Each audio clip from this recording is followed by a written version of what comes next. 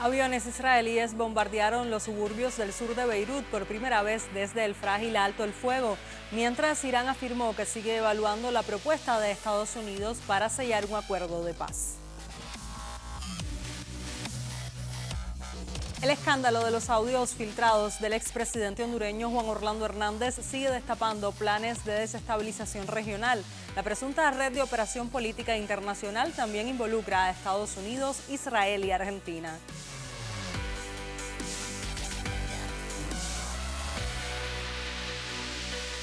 Y comienzan a evacuar a vacacionistas de crucero contagiados por el brote mortal de hantavirus. La OMS elevó a 8 el número de casos diagnosticados y sospechosos tras su último reporte en Suiza. Saludos, bienvenidos a El Mundo Ahora con los adelantos de las noticias más relevantes de esta jornada. Ya comenzamos. Acompáñanos durante los próximos 27 minutos de programa.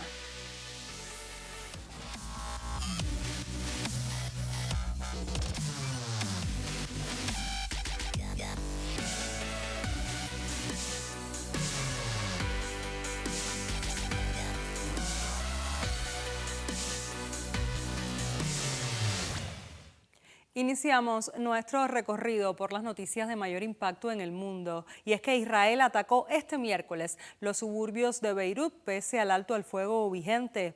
Es la primera vez desde que comenzó la tregua que el ejército sionista arremete contra la capital libanesa. El ataque fue confirmado por el primer ministro Benjamin Netanyahu en un comunicado donde reveló que el objetivo era asesinar al comandante de las fuerzas de élite Radwan de Hezbollah. Desde que inició la tregua, las arremetidas se habían limitado al sur del país árabe. Medios libaneses indicaron que los aviones israelíes atacaron una zona densamente poblada dentro del cinturón urbano de Beirut. Pese al cese de hostilidades acordado por Líbano e Israel a mediados del mes pasado, las fuerzas sionistas han continuado atacando a diario al sur del país de los Cedros y han demolido un gran número de viviendas en la región.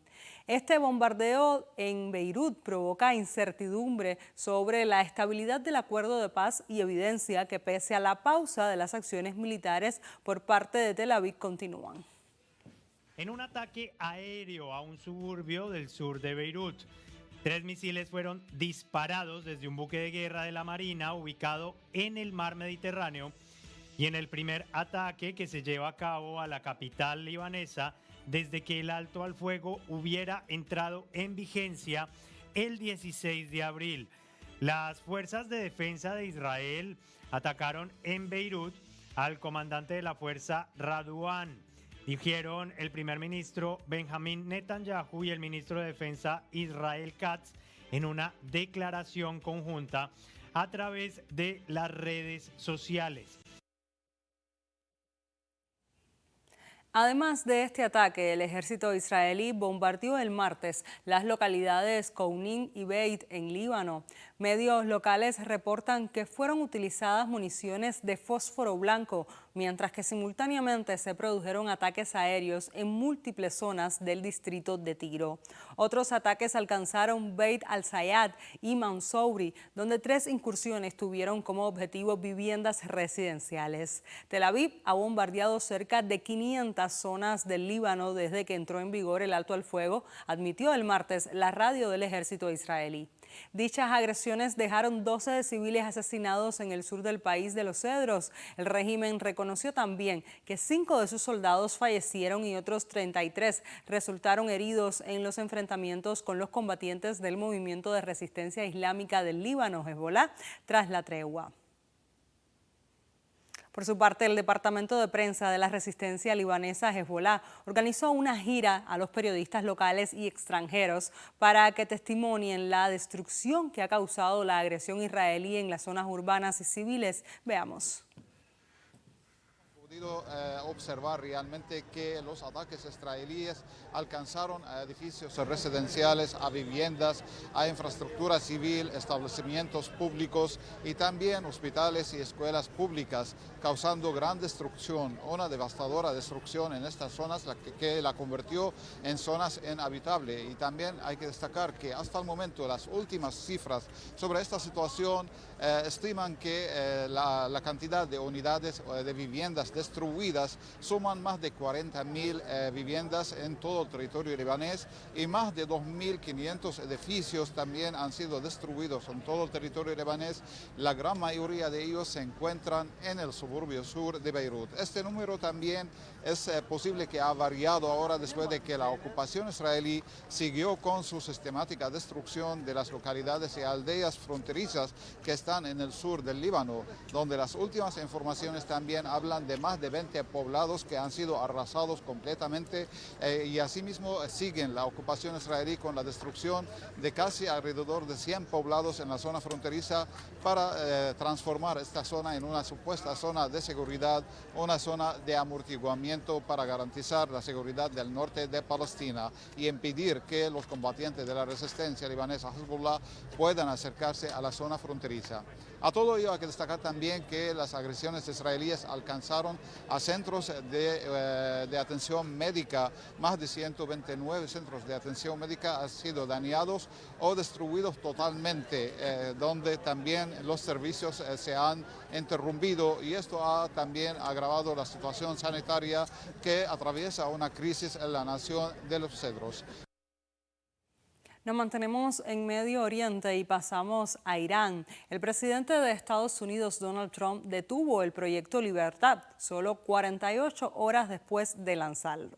Recordemos que esa ofensiva naval de alto riesgo tenía el objetivo declarado de forzar la apertura del estrecho de Hormuz. 2 días después de su inicio, el proyecto Libertad de Donald Trump quedó en suspenso. Según los medios estadounidenses, la operación para guiar a los buques comerciales a través del estrecho de Hormuz habría ayudado a 3 embarcaciones a atravesar con éxito la vía navegable desde el lunes. Antes del conflicto, alrededor de 130 buques realizaron la travesía a diario. El martes por la noche, el presidente de Estados Unidos, Donald Trump, anunció un giro de 180 grados en el plan para, según él, dar paso a las negociaciones. Hemos acordado mutuamente que, mientras el bloqueo se mantenga en pleno vigor y efecto, el proyecto Libertad, el tránsito de buques por el estrecho de Hormuz, se suspenderá durante un breve periodo de tiempo para ver si el acuerdo puede finalizarse y firmarse.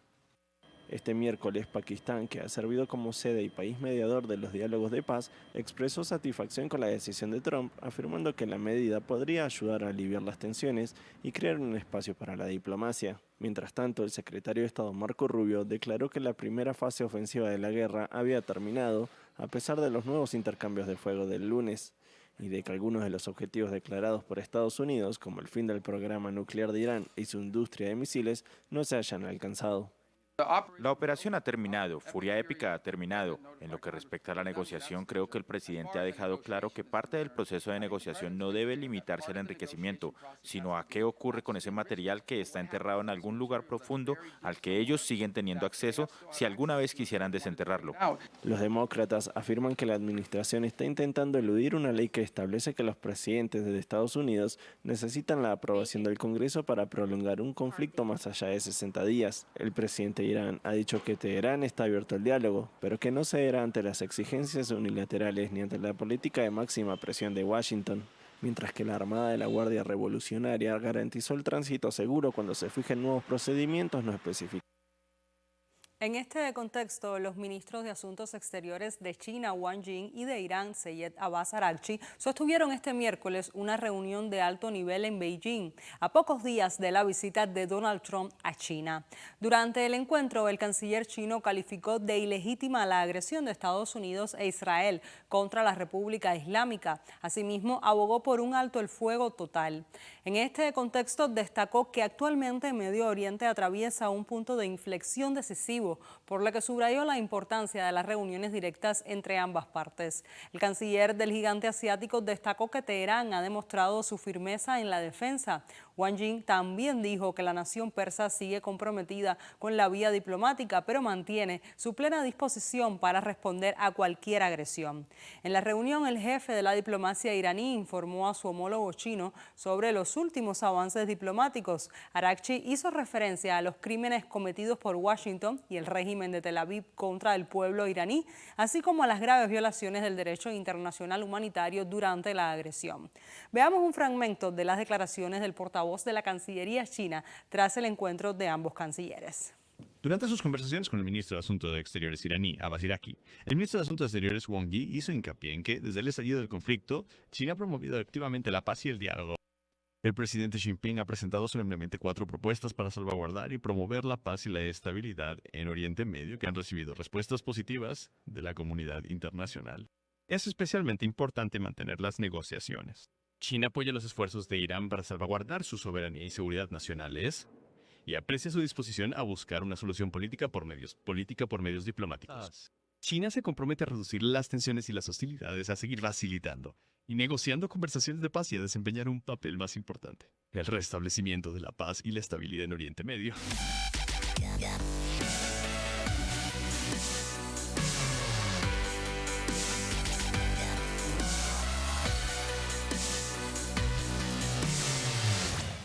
Cambiamos de tema. Una serie de grabaciones atribuidas al expresidente de Honduras, Juan Orlando Hernández, y difundidas por el medio español Diario Red, revelan una operación política internacional coordinada desde Estados Unidos y encabezada por Donald Trump. El material sugiere el uso de plataformas digitales para influir en gobiernos latinoamericanos contrarios a esa línea política, incluyendo Colombia y México, en un contexto de disputas electorales y tensiones geopolíticas en la región. Las filtraciones provocaron reacciones inmediatas debido a la identidad de los involucrados y la gravedad de los hechos expuestos. Hernández, condenado a 45 años por narcotráfico y posteriormente indultado por Trump, aparece conversando con el actual presidente de Honduras, Nasri Asfura, sobre la continuidad política en el país y la creación de estructuras mediáticas. De acuerdo con el medio radicado en México, uno de los audios incluye una petición explícita de $150.000 para establecer una unidad de periodismo digital, cuya tarea sería focalizar campañas contra figuras como Manuel Zelaya y Xiomara Castro, expresidentes de Honduras, e impulsar de proyectos de infraestructura emblemáticos como el tren interoceánico. Es una transacción, es un intercambio que buscaría forzar que el péndulo de la política en América Latina, a pesar de lo que expresen las urnas, es decir, desconociendo la voluntad de una democracia, vire hacia la derecha. Más específicamente en Centroamérica. Audios filtrados por medios de comunicación como Canal Red y Honduras Gate son indicio contundente de la que sería una estructura para que este hombre vuelva a ser presidente. Ayuda que te mandando yo, te mandé la gente de Israel. Te mandaron dinero.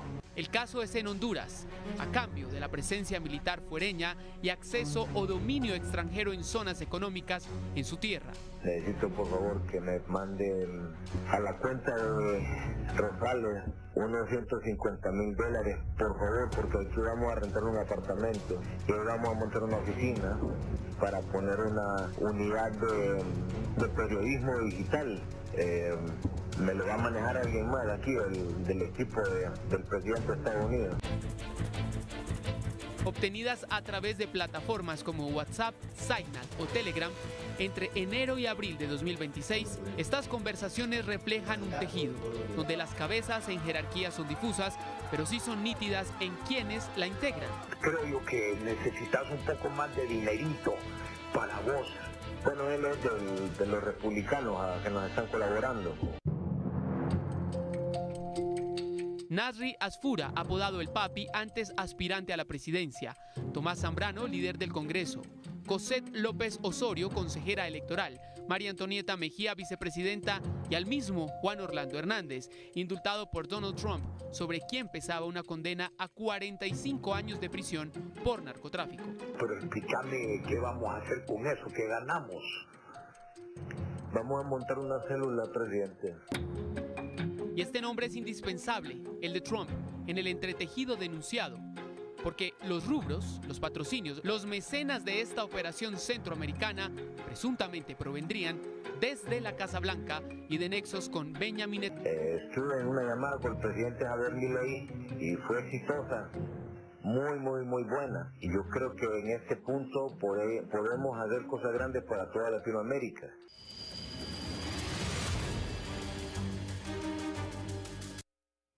Efectivamente, la segunda filtración de audios de Honduras Gate revelan una estrategia de desinformación mediática coordinada desde la presidencia de Estados Unidos y desde la presidencia también de Argentina. Javier Milei habría entregado $350.000 a la trama, según se dicen en los audios. Desde la Casa Rosada, sin embargo, no se ha emitido ninguna declaración sobre el contenido de estos audios y la presidencia de Honduras tampoco se ha pronunciado formalmente. Los materiales publicados revelan una coordinación para la generación de propaganda, la canalización de fondos y la presión sobre gobiernos que no responden a la visión geopolítica del presidente Trump y su entorno. Hernández fue condenado, recordemos, en 2024 a 45 años de prisión en Nueva York por conspirar para importar cocaína a Estados Unidos y por haber recibido sobornos del cartel de Sinaloa. Los fiscales llegaron a calificar a Honduras como un narcoestado bajo su mandato. Sobre este tema, el propio líder de Canal Red América Latina, el medio que destapó el escándalo, Pablo Iglesias, habló en el programa Mañaneros de Televisión Española. Al portal Honduras Gate le escuchamos decir que su indulto lo pagaron los israelíes y que su indulto estaba dirigido a que él volviera a Honduras, ya que armara junto con los Estados Unidos células de fake news para atacar al gobierno de México, de Claudia Sheinbaum, para atacar al gobierno de Colombia, de Gustavo Petro, para truncar la candidatura de Iván Cepeda en Colombia y básicamente para entregar a cambio de su libertad a los Estados Unidos una base militar en su territorio, zonas económicas especiales y hacerles una ley específica para las inversiones de empresas de inteligencia artificial en su país. Este señor actuaría como un proxy de los Estados Unidos y de Israel en América Latina. Un tipo condenado por narcotráfico a 45 años de prisión por una corte de Nueva York. Donald Trump le pone en libertad y parece que empieza a utilizarle para defender sus intereses en América Latina. ¿Es esto injerencismo? ¿Es esto un crimen? ¿Es esto los Estados Unidos utilizando a sus proxies, en este caso narcotraficantes, para desestabilizar las democracias latinoamericanas? Bueno, pues esto es como opera la política en Honduras, en Estados Unidos e Israel. Así es como opera Donald Trump. Donald Trump es el amigo de Ayuso y de la derecha española. En este sentido, la presidenta de México, Claudia Sheinbaum, se pronunció sobre los audios filtrados del expresidente de Honduras, Juan Orlando Hernández. Durante su habitual conferencia de prensa mañanera este miércoles, Sheinbaum expresó que a la derecha no le gustan los gobiernos que mantienen la soberanía y el humanismo. Escuchemos. Audios no vi completo el reportaje, la verdad vi una parte y sí es de llamar la atención. O sea, es un expresidente, ¿no?, de Honduras que fue detenido y llevado a Estados Unidos por asuntos de narcotráfico. Se le libera, no se entendió muy bien su liberación, y después aparecen estos audios donde dice que va a ir a Honduras a organizar una oficina para afectar particularmente a Colombia y a México, financiada por gobiernos extranjeros, particularmente Argentina.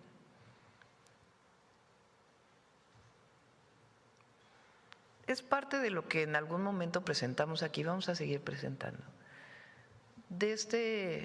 Hay una derecha internacional vinculada con estos grupos de España, algunos grupos de Estados Unidos, de Argentina y de otros países, que tienen una red una red de redes para las redes sociales, digamos, que son los que se encargan, entre otros, de estar difundiendo noticias falsas. Miren, el día de la detención de el Mencho, salieron una cantidad de mentiras en las redes. Yo les digo a los compañeros, se tienen que decir que todo eso es fake news.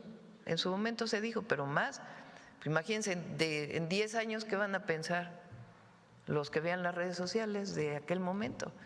Que se quemaron aviones o que se quemaron, cuando en realidad todo es mentira. Entonces, ¿por qué esta articulación de noticias falsas en contra del gobierno de México? O de decir, es que en México está ocurriendo algo terrible.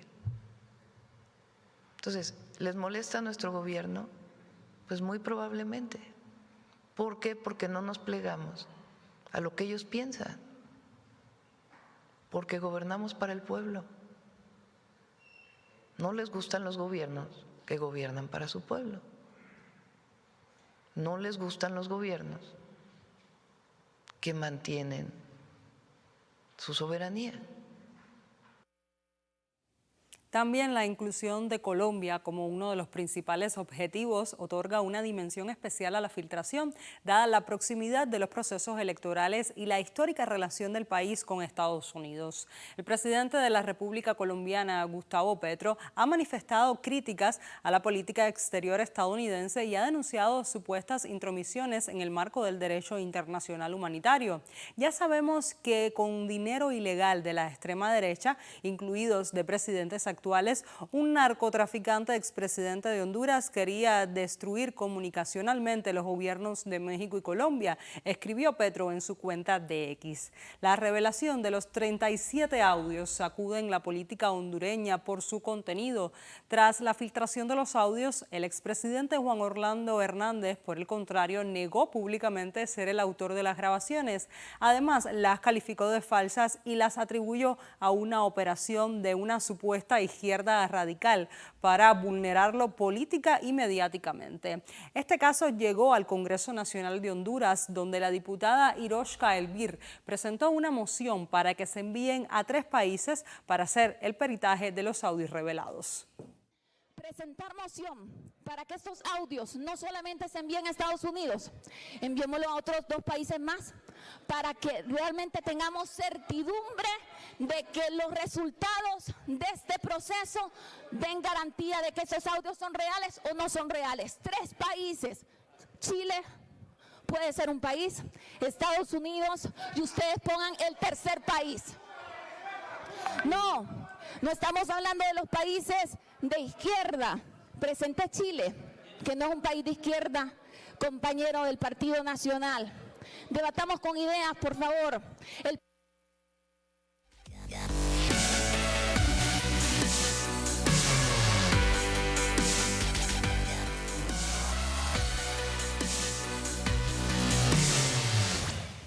Y este miércoles, el crucero de lujo MV Ondius, afectado por un brote mortal de antivirus frente a las costas de Cabo Verde, se dirige a Tenerife, España, tras varias evacuaciones. Casi 150 personas permanecen a bordo, aunque las autoridades afirman que quienes siguen en el barco no presentan síntomas. Ya se ha dado seguimiento a más del 60% de los contactos identificados, mientras continúan las investigaciones utilizando datos epidemiológicos y de laboratorio. Las autoridades sanitarias instan a cualquier persona identificada como contacto a monitorear sus síntomas y buscar atención médica si es necesario, mientras continúan los esfuerzos globales para contener la situación. Hasta el momento se han registrado 3 fallecimientos y se sospecha de múltiples casos, algunos de los cuales han sido confirmados mediante pruebas de laboratorio. Ondius, que cubría la ruta entre la ciudad argentina de Ushuaia y el archipiélago africano, pondrá rumbo a las Islas Canarias, donde llegará en un plazo de 3 a 4 días, de acuerdo a lo anunciado por el Ministerio de Sanidad español en la noche del martes. Su puerto de llegada será Tenerife, según la televisión pública española, que cita fuentes del propio ministerio. El presidente regional de Canarias reiteró, sin embargo, el miércoles su oposición a la evacuación de enfermos hacia el archipiélago y lamentó la falta de comunicación por parte del gobierno central en Madrid. Según la OMS, 3 personas murieron desde el inicio del crucero, mientras que un pasajero de nacionalidad británica fue evacuado por separado y se encuentra en un hospital de Johannesburgo. Otro pasajero está hospitalizado en la localidad suiza de Zúrich. La OMS cree que uno o varios primeros casos se infectaron fuera del barco por el virus y que posteriormente se produjo una transmisión entre personas. La embarcación atracará el sábado en Tenerife. De acuerdo al gobierno español, la situación es complicada, pero está controlada. Esta mañana se ha reunido un gabinete de crisis en la Moncloa para cerrar el dispositivo que atenderá a los pasajeros cuando lleguen a Puerto Español. La ministra de Sanidad española confirmó que los pasajeros no españoles serán repatriados si se mantienen sanos, mientras que 14 ciudadanos españoles guardarán cuarentena en un hospital militar de Madrid. Todos los pasajeros a día de hoy y la tripulación están asintomáticos. Todos los que permanecen en el barco son pasajeros asintomáticos. El barco va a continuar rumbo a Canarias, donde espera arribar en el plazo de 3 días al puerto secundario de Granadilla de Abona. Es un puerto con muy poca actividad, un puerto secundario, que está a 10 minutos del aeropuerto sur de Tenerife. Una vez allí, se pondrá en marcha un mecanismo conjunto de evaluación sanitaria y de evacuación para repatriar a todos los miembros del pasaje. Salvo que la condición médica lo impida, todos los pasajeros extranjeros serán repatriados a través de un mecanismo europeo de protección civil por la Comisión Europea, DG ECO, y contará con el apoyo, como no, de la OMS. En principio, los repatriados, según este mecanismo de protección civil, si no tienen ninguna situación clínica que lo impida, van a ser repatriados a sus países y ahí seguirán los protocolos y las directrices que ordene cada uno de los países. La Organización Mundial de la Salud es la que nos determinó y la que nos pidió ayer que fuera las Islas Canarias y que fuera España el país con el puerto más cercano en el marco del Reglamento Sanitario Internacional para atender la situación. La Organización Mundial de la Salud considera que Canarias y que España reúne las condiciones de desembarco en condiciones de seguridad y también de protección de la salud. Por su parte, las autoridades sanitarias sudafricanas señalaron que esta cepa, común en América Latina, fue detectada en ambos casos, confirmados tras análisis realizados por el Instituto Nacional de Enfermedades Transmisibles de Sudáfrica. Un informe presentado al Parlamento sudafricano, al que tuvo acceso el medio BBC, indicó que la cepa andina es la única conocida que puede transmitirse de persona a persona. También detalla los esfuerzos para rastrear a los contactos de los infectados. Hasta el momento se han localizado 42 de 62 personas identificadas. Sin embargo, algunas personas aún no han sido contactadas. Argentina, 19 de marzo, este buceador navarro y su mujer suben al crucero. Al día siguiente zarpan a recorrer la Antártida, Isla Danco, Puerto de Neco, Bahía Paraíso. Ellos no llegaron a Cabo Verde porque el 1 de abril el barco vuelve a Ushuaia y se quedan allí, igual que otros españoles. Sé que algunos sí que bajaron, otros que continuaban, pero no sé exactamente cuántos. Los que continuaron se fueron bajando en otras escalas o siguieron hasta Cabo Verde. Luis dice que no se lo explica, las medidas higiénicas cuando hacían excursiones eran extremas. Incluso nos hacían limpiar, por ejemplo, en prendas que tenían velcro, nos hacían quitar esos pelitos que se te quedan pegados. Hace casi 5 semanas que él, su mujer y los que se bajaron junto a ellos están fuera del barco, pero el hantavirus incuba hasta 45 días. De momento, sin síntomas, no han acudido a ningún médico. No tenemos ningún tipo de control, nadie se ha puesto en contacto con nosotros. El paciente positivo de Zuri, que es uno de los viajeros que se apearon antes de llegar a Cabo Verde. Él lo hizo en Santa Elena y sus síntomas empezaron días después. No obstante, el director general de la OMS declaró que no cree que el brote mortal de hantavirus en un crucero sea similar al del comienzo de la pandemia de COVID-19. Tedros Adhanom restó importancia al peligro, insistiendo en que el riesgo para el resto del mundo es muy bajo. Por su parte, otra funcionaria de la Organización Mundial de la Salud dijo que las autoridades están rastreando a los pasajeros vinculados al vuelo internacional y al crucero, que involucran a 16 países y decenas de contactos. Actualmente nuestra evaluación de riesgos globales es baja y por supuesto seguimos analizando los datos epidemiológicos. Las investigaciones siguen en curso y por lo tanto los datos epidemiológicos que se están analizando, los datos clínicos, los datos de laboratorio, toda esta información que es fundamental, continuaremos revisándola y analizándola. Pero, de hecho, actualmente la calificación es baja a nivel de salud pública global. Había 77 pasajeros en el vuelo, de los cuales 15 eran países. Por supuesto, con Sudáfrica son 16 los países implicados. En cuanto a las cifras, son 65. Había 65 pasajeros internacionales en ese vuelo. Ahora bien, en cuanto al propio país, por supuesto, también ha habido contacto, por ejemplo, con el individuo que está ingresado y, por supuesto, con el fallecido. Observando toda esa cadena también han podido identificar realmente números en términos de los números que podrían haber tenido contacto con estos individuos.